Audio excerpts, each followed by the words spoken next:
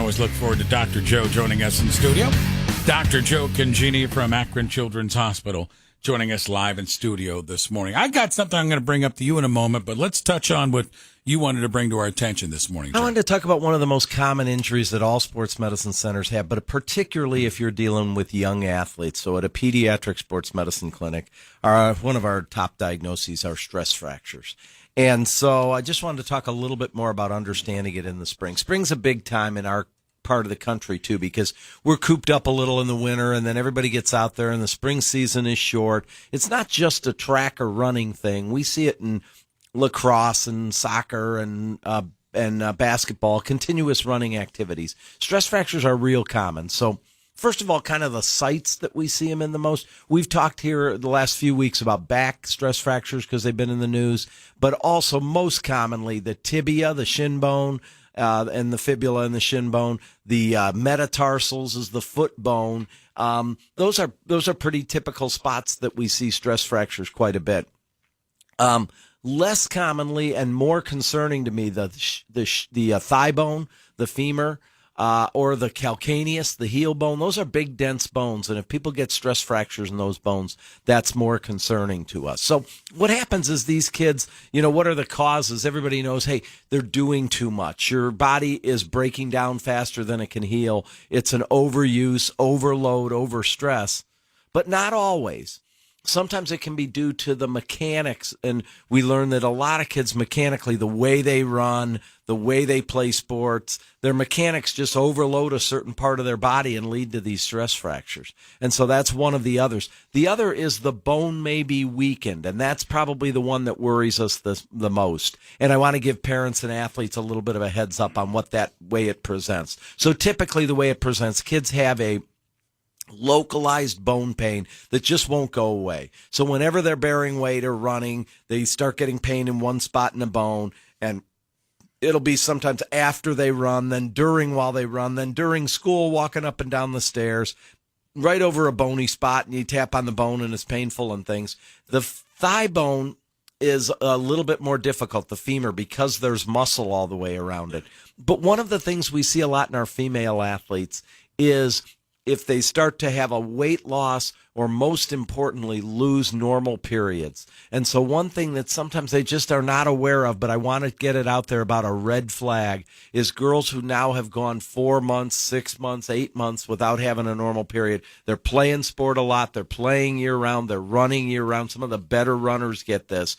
That's a real sign that there's a drop in a certain hormone that's really important to absorb calcium into the bones. And the bones can be weakened all the way across the board. These girls can have what older adult women have, osteopenia or osteoporosis. And they're a setup for these big bones to have fractures, to go on to compound fractures, and be a real big deal. So I really want to get it out there because I see this all the time, and girls just don't get it as a sign. Sometimes they think, hey, that's actually a sign I'm in really good shape, that I'm losing having my normal period.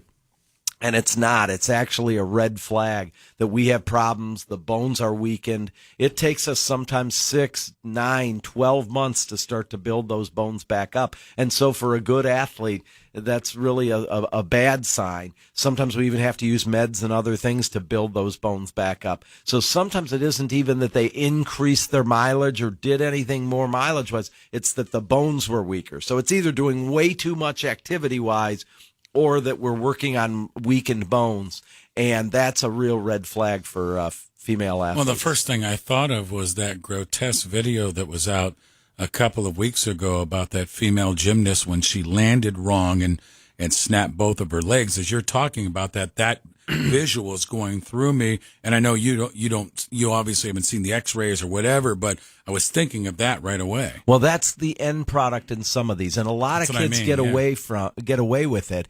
I always kind of conjecture in my career, probably by the time of the state championships in running, the mile, the 2 mile, the cross country state championships, as many as 10 to 20% of runners might be running on these micro fractures or hairline fractures. They don't show up on X-ray, so they're very tricky to diagnose, and very occasionally and unfortunately, they'll go on to those grotesque compound fractures that need to be fixed. Dr. Joe Congeni with us, Akron Children's Hospital, 1590 WA Care. Joe, Tony sent me an interesting article yesterday. He said, hey, this would be really good to bring up with Dr. Joe. And it was in the New York Daily News. And basically the headline said, did Babe Ruth ever hurt his oblique muscle? And basically inside the article, it went on to talk about supplements. It went on to talk about all this weight training and how we're seeing the overuse of these muscles and things artificially going into these muscles that are maybe causing some strains and these type of things in the oblique area. We're seeing in the calves a whole lot. For sure. Seeing in the shoulders. Seems like we talk about it every week. Yeah. So, those pictures of Babe Ruth going in with his workout person that he worked out with for 3 or 4 hours straight. No, there was none of that stuff. So there is a lot of discussion about that as athletes kind of push the envelope. I've said that before, of being in as good a shape as you can. Sometimes you push too hard. That's happening with our high school weight training programs. So we see a lot more kids that end up with injury, sometimes partially related to what they're doing in the weight room. And here the weight room was supposed to improve performance, reduce risk of injury, but we push them beyond what their bounds of what their body is really telling them.